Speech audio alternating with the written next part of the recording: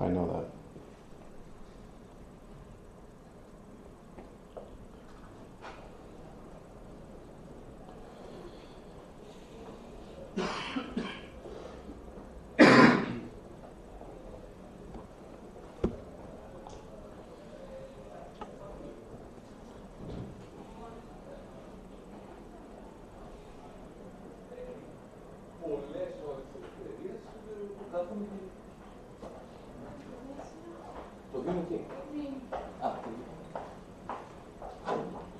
Okay, I'm gonna go ahead and start, right? Oh, you can leave the door open if you will. Open? Yeah, it's welcome. You can jump in if they want. Thanks. So, welcome.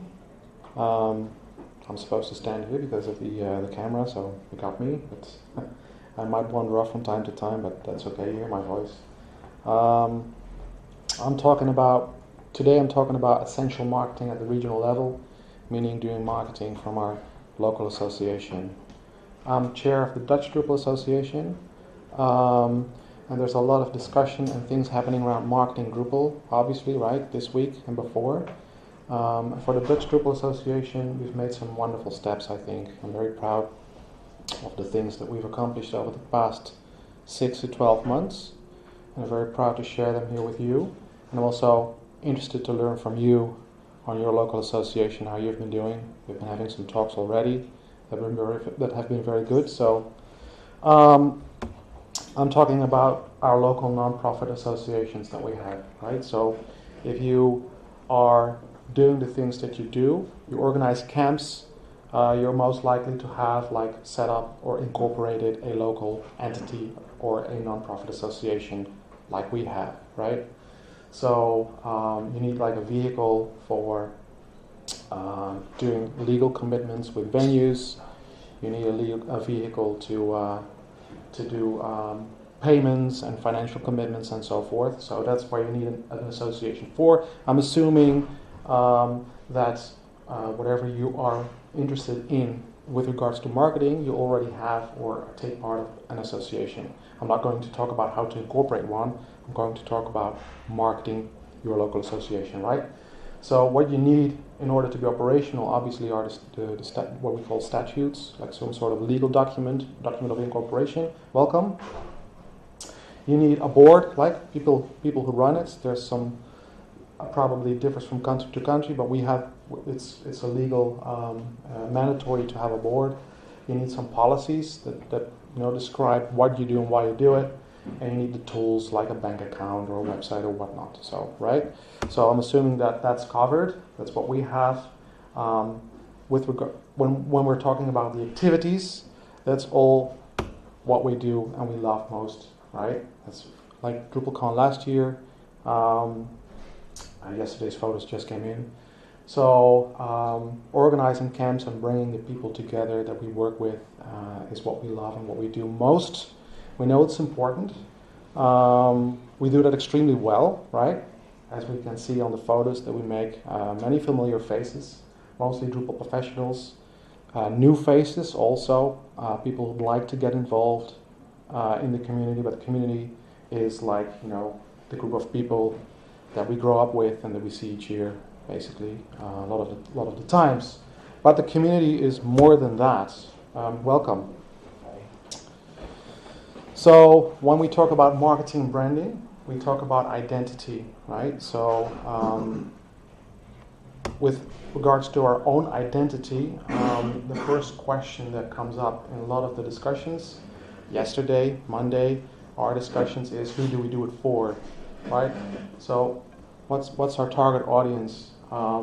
There's Drupal professionals, there's agencies, there's users, right? Clients, like Tesla. Upcoming talent, students, right? High schools, potential partners, agencies that aren't aware yet that they should be part of the community, right? And potential users. And I use Microsoft here as an example because I'd like to see Microsoft entirely running on Drupal one day, right? So community is us, right? Drupal professionals. It's the agencies as well, right? So And there's a classic mistake for us was to think, okay, the community is like the development community, right? The majority of the people that we see on camps and cons and Drupal Europe, but it's also the agencies and the companies that build websites and solutions for clients and users. It's also the users, right? The companies and brands that we work for, although they not always know it yet. But they are also part of the Drupal community, for they contribute back from time to time. There are wonderful showcases run on Drupal, and now they get on stage with us at the Splash Awards, right? Gradually. So an important realization for us, important learning is we are not just Drupal professionals. We are also agencies and partners. When I say partners, it's much like what we have on Drupal.org, or partnering agencies. Agencies that have signed up, pay us a little fee that creates a revenue stream for us, right? And for that they get things in return, and users. So we laid that down in our texts. So we have a text, like one sheet that says, we're a group of people in service of Drupal. We connect developers and agencies and clients and potential newcomers, right? And this is a little bit simplified version. I mean, the text that we have is a little more elaborate, but essentially this is it. And this is what we repeat over and over in whatever we do. So if we target like sponsors for our camps, we put this text in, but they recognize us, they know who we are. If we start organizing Splash Awards and things get sent out to our clients, this is also in there, because we want to stick to the minds of the clients. Next year they start recognizing us, saying, okay, that's that group of people again connecting us to Drupal, right? So it needs to be repeated and consistent throughout a longer time. It can change from time to time, right? We have to reevaluate often, but this is what we lay down, and we have defined in plain text our identity, right? Obviously our identity is more. People recognize us by the brand, logo, colors, and whatnot. So we've been using the logo on the left that was created by Roy Scholte when we were incorporated in 2007, and stuck with that for a long time. Then we used Drupal, the middle one, for a short while, and then we adopted the brand mark, which we now use consistently. We still need to update a few things, right? But we want to be there also with marketeers, content editors, business people, say, hey, that's that blue drop again. I saw them before. That's Drupal, right? And this is a brand, people. So this is a very simplified version of it. We have also like a little bit of a brand book. We're creating a style guide now. There's a lot of things happening this week also around that. Many interesting presentations happening around that. But we've established a brand for ourselves. So now that we have at least some form of definition of who we are, obviously we want to get out as soon as we can to engage with the people we do it for, right? And the things that we love most. So that's the engagement part. And the easiest group obviously are the Drupal professionals. The majority of the people that are here this week, that we know where we can find them, and we can organize ourselves together to create amazing camps. This is a photo of our Drupal camp. It's one day last year. We have 450 professionals. The event revolves around 45,000 euros. We have a live stream, we have international speakers, we have an after movie, we have a script and a brand guide for the camp itself, because we want to stick the name of the camp also in the minds of people. Maybe other people, maybe journalists. So we have a brand for that as well, and we want it to be consistent and to repeat it. We did some other events as well. The New Year, we have a New Year event. We have release parties for when a new version comes out, right? But this is our biggest camp. And the brand tells people that we are the biggest Drupal event of the Netherlands. So when we do get to the media, we reach about 2 million people a day. I'll tell you more about that in a bit. And we want to stick with the people, say, hey, here's that Drupal event again, right? Not just us, not just agencies, but also potential buyers, clients, content editors, marketeers, and journalists, right? And before, we had like a different theme every camp. right? We still do, and there was a different tagline, like Zen and the Art of Drupal, because we found that cool, but nobody understood it. And then the year after, it was something else. So what we've said is, it can be a different logo from time to time, because that is like a running thing among all the camps, that, you know, but we need to have the biggest Drupal event of the Netherlands there every time, in everything that we do, in everything that we send out. Okay? So talking about agencies and partners, you know, many people here work for an agency or they deliver Drupal services in some way. I'm also taking the potential partners on because they are also like the agencies, maybe here but not attached or become partner in one way or another. We have partners similar to what the Drupal Association has, right, in Holland. And they help us fund venues and events and so forth. And this is what we tell them as, you know, as our proposition. By joining as a partner, you facilitate and grow the community.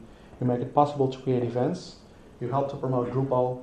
You get interesting perks and everlasting fame, obviously, right? So that's very sweet. But there's also organizations doing Drupal, but they also do Adobe and Sitecore, right? And Drupal is just another tool for them. So everlasting fame is nice for one time, but they need to have, like, you know, the business case for it. So what we do is we organize the business meetup. We send out like the invite with a goal, an agenda and a format, and we invite them and we give them the opportunity to say, hey, look, what is it that you need? So you pay us a yearly fee. What would you need in return? How can we help you best? And that gave us some remarkable insights, also some very confronting insights, really, you know, on what we should do as a local association for them. Because all the agencies that we've been, you know, gathering with at camps, you know, they do it for the fame mostly. But now there's a move going on because you need a business case. They need return on investment there, right? So the business meetup is a wonderful opportunity for us with about 30 people, like business owners, CEOs, sales reps, to get those, to give them an opportunity to steer what we need to be doing for them. If we talk about users, you know, our clients, right? The people, the brands that we build Drupal websites for, that we deliver Drupal services for, and maybe even their users, as Dries put it. And we get them on stage at the Splash Awards since 2014. So it's a wonderful way to put, you know, to actually put Drupal in front of clients. I've seen clients that, you know, were very proud of their case, but they didn't even know that was Drupal, right? And we want them to feel welcome and also say, hey, you're part of the community. Maybe you can even contribute in a way, because that will grow the ecosystem. That will also help your solution get better, right?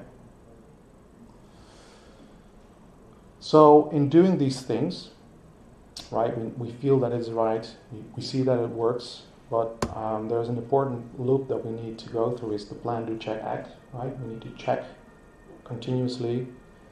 You know, if we know the camps are successful, we feel the vibe, we get a lot of positive feedback, but what about clients? What about Splash Awards? What about business meetups? What about advertisement? Whatnot, right? So here's an interesting learning that we got from the Splash Awards. Does anybody not know who these two guys are? Everybody knows them?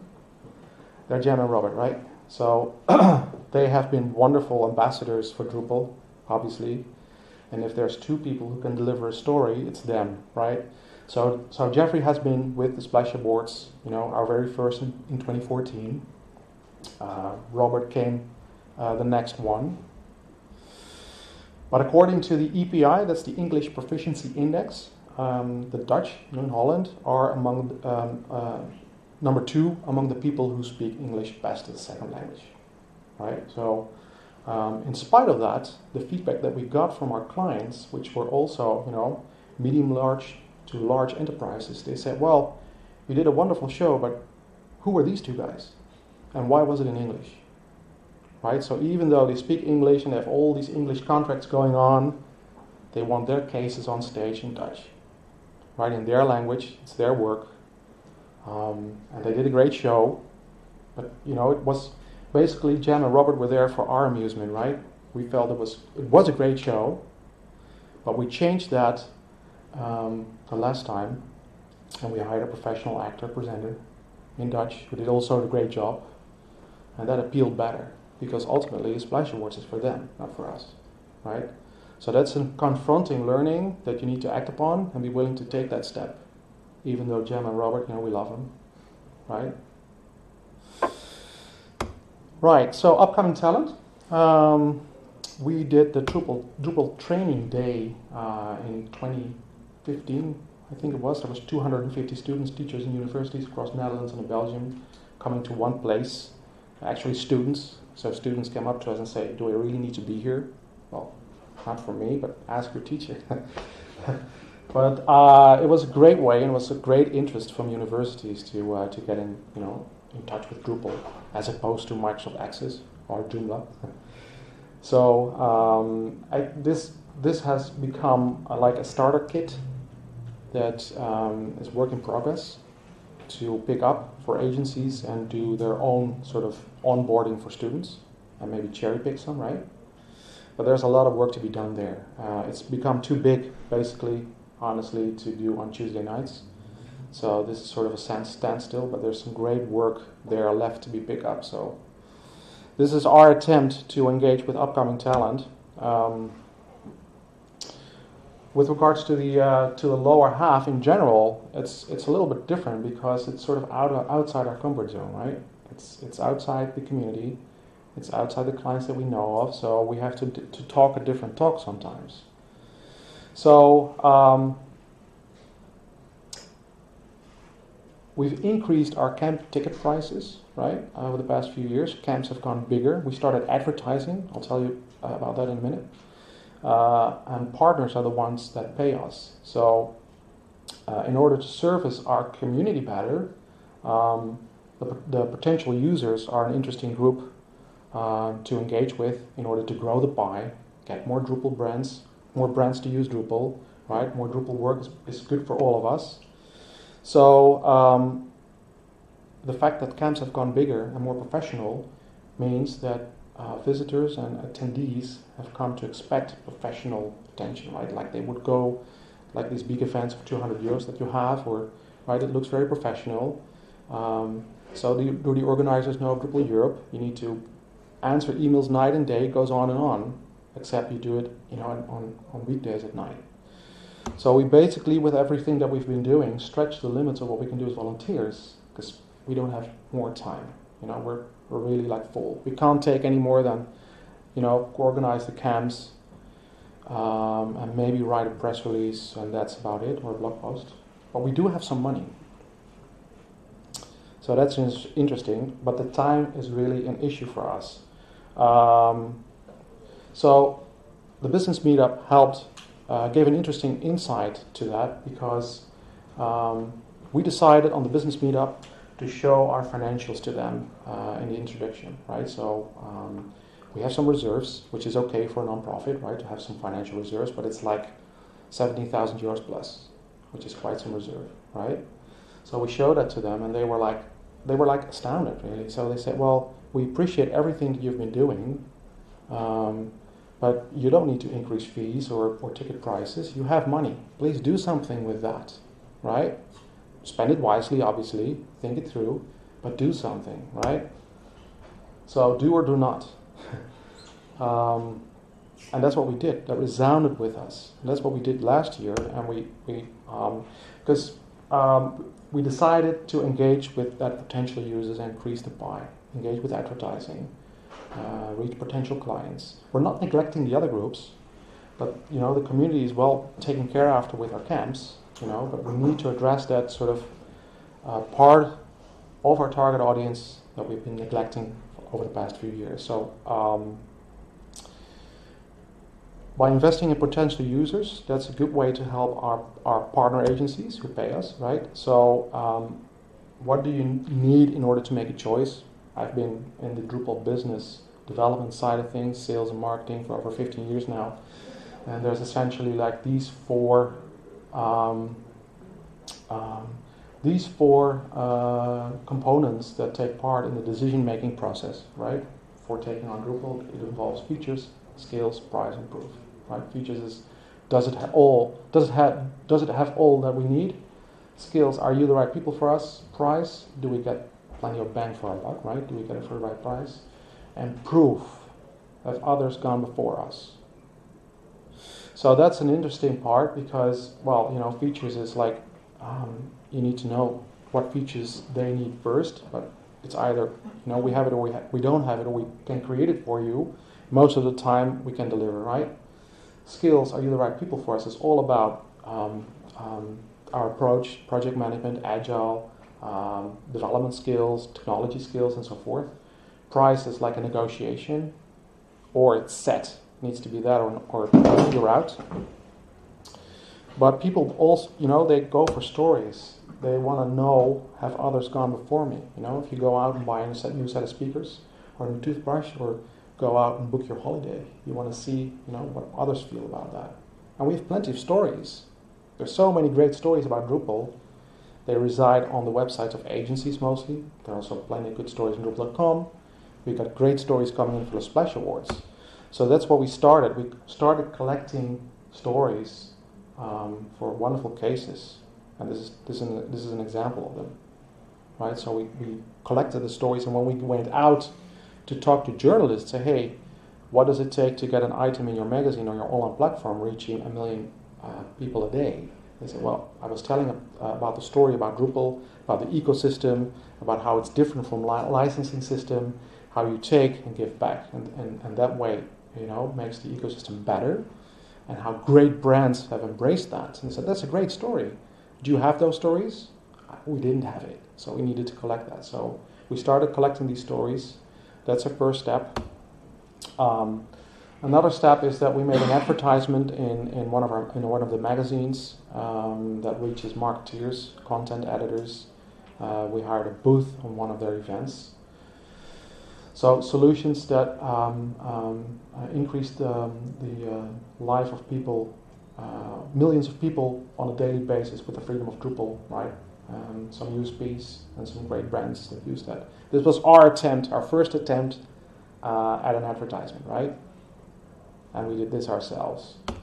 So there's plenty of those. One magazine that we've engaged with, they reach 206,000 unique visitors per month, 1.3 million page views, Immerse. We published an article yesterday, as a matter of fact. So what we did now is we invested some money and hired 3 spreads that we work on. I work on with Jeroen. We need to finish the first one this afternoon. Needs to be out there on Monday. And we hire a spread of branded content, right? Relevant content, not just, you know, it has like 20,000 features and look how good we are. But relevant content on what would appeal to potential decision makers and marketeers. So we went to their yearly event, sort of the marketing camp, but full of marketing people and business people. It's called E-Day. We had a booth there with that same ad, right? So we were there for a day, talked to people. This was our first attempt, right? Among the giants of other companies and agencies and brands that were out there. And we learned a lot from that. So we learned we should engage even more, talk to all the people who come by, and that just tiny cakes doesn't do it, right? Anyway, so we do. We did not do, we do, right? So RTL is a big news platform in Holland, several brands. 1.2 million unique visitors, not page views, per day, right? Because that's the news channel in Holland. So they have several brands. Obviously not all these people are the ones that we target, right? Just a portion of it might be interesting for us, but they read the news, so they come there, right? And they have wonderful ways and tools to sort of narrow the ads and target, you know, who we need to target, but it goes across several brands. So one of the cases, and I was presenting about this yesterday, was on there. It was on the news, but it was also on 3 of their other channels, reaching all those people. Also, you know, business people and marketeers that read the news in the morning. right? And the great thing is that RTL said, well actually, we don't have the time to sponsor code, but we're willing to sponsor 8 of these for you, for 1.2 million people a day. So that's a great contribution. Yeah. So another tool that we employ is our marketing calendar. We keep track of all the events that are happening around us. That might be interesting for us. We keep track of who's coming there. Obviously, some of them are yearly events, so we can, the next year around, we have the same events. And we make a business case if there's one particular event that might be interesting for us to sponsor or have a booth, right? So I've shared this with others. I can make this open. This is a great tool for us to keep track of what's happening around us. It does take some work to put everything in there, right? But you do it once because most of the events revolve each year. You get them back, right? And you keep track of who was there and did we do something with it. Even if you're not there, you can make a lot of noise around the event using the hashtag, right? Our marketing backlog, based on the sessions that we had earlier this week, I've already shared this with several people across Europe. We're also thinking about using Trello European-wide, but this is our way to keep track of what needs to be done first, right, and what priority. So we use marketing backlogs for our clients. Why not use one for ourselves, right? So Jeroen and I have been working on this constantly. Keep track of what has been done, what needs to be done, what are the costs, right? Just like a backlog. It is a backlog, right? So a lot of things that we've been doing and setting up. And I said we didn't have time. That's true. We're practically, up till our ears in work for our own companies, obviously. So we do this as best as we can. So another investment that we did is in Mara, our part-time marketing professional, which was also one of the top priorities in the European discussions this week. So we've been hiring her for the past 4 months. 4 hours a week, just half a day a week. Sometimes that went into a day a week if she had the time. Obviously, we pay her for that. But it gives a great opportunity to actually do some work. We pay for that, so she has a commitment. Another advantage of hiring someone externally is that, I'm from the association. We're publishing our cases from our agencies. If my case comes up with my name, people might think that I'm pushing that or, be selective about it. Now her name is on top of that. Say, no, well, I didn't have anything to do with it. We have a marketing professional doing that and making the choices, right? So she's been translating texts. She's been chasing agencies for news, for success stories, right? Getting them out to the press. And this has been going back and forth about the widespread open risks in Drupal over the past few months. That the Drupal security team had to write a response about, that you cannot deduce from the change log the status of the security or whether it's compromised or not, because that is what the world was thinking. Security team's response. Mara translated that and sent it out to the local press. Computable is for like IT professionals and So this is sort of the translated, counter campaign, if you will, to that bad news, which is what Adobe does, but they spend like $1 million for that, right?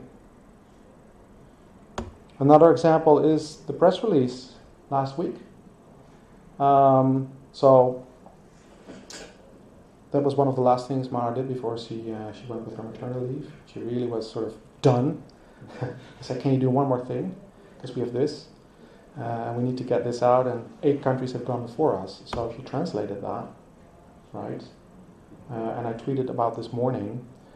I sent it to Emers, and they put it online yesterday. Not a press release, but the news about Drupal being the biggest, most mature release.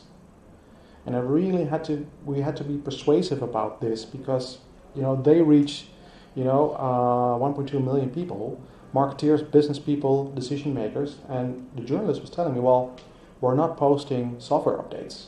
What's relevant about a software update? Can you tell me that? And we were like, well, it has new cool feature this and experimental feature that. That's not interesting for them, right? So then I said, well, this is actually the first release that we sort of open source the press release across Europe. This is a major release with some major improvements for marketers, where we've actually gone and listened to them and their needs. So it is news. So they pushed that. So I'm very proud of that, right? So our nonprofit association, it's a constant work, but I'd like to think that we've gone a long way for laying the groundwork for engagement and identity, doing marketing, branding. We're not there yet. A lot of things still need to be done. I'm also very interested to hear from others how they do it in their countries.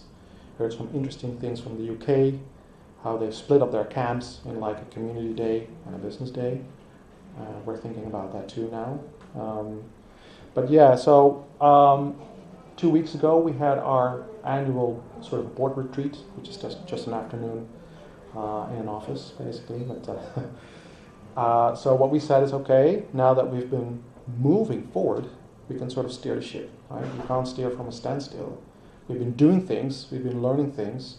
So let's pick up those policy documents that we've all been talking about for years and see if they still hold truth, and if we need to adjust them so that we can say, okay, where do we want to be in 2 years? So everything that we undertake, we can look and say, hey, is this in line with our strategy document, or with what we want to be in 2 years?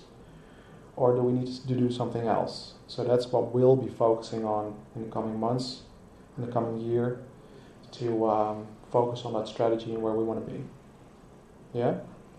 So the takeaways that I'd like to send you home with is the community is not just developers, but also agencies, business, clients, and talent. We've had a lot of discussion within the board saying, hey, it's not just developers, right? The clients are also community.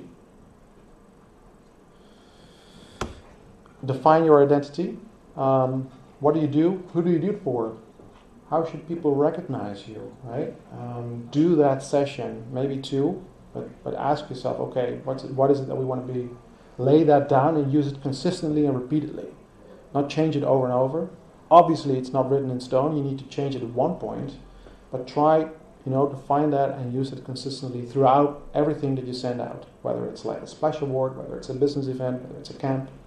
This is who we are, right? I can really encourage you to experiment with advertising and hiring people and whatever the community calls for. Spend some money if you have it. It doesn't need to be that much, right? It needs to be, it's earnest money. Advertising is expensive, but you can barter a deal like we did. You can hire a professional that is not on the top of the bill from one of the expensive agencies. It's feasible. And it's refreshing, it's very good, and you can really make some steps. This is what set us from practically 0 to 100 in the past 5 months. So, when you do something, then you can steer, right? Check and act upon the feedback that you get. We send out feedback forms, obviously, after our camps, what people thought of it. Not just visitors, but also speakers. But you should also act whatever daring the feedback is, right? Like we let go of Jem and Robert. It was a tough thing, but they understood, right? Because we do it for the people that we love. We do it for the people that we're trying to serve, which in the Splash Award is the clients. Yeah? So that's it for me. Thank you very much. Any questions? Thank you. Questions? Yes.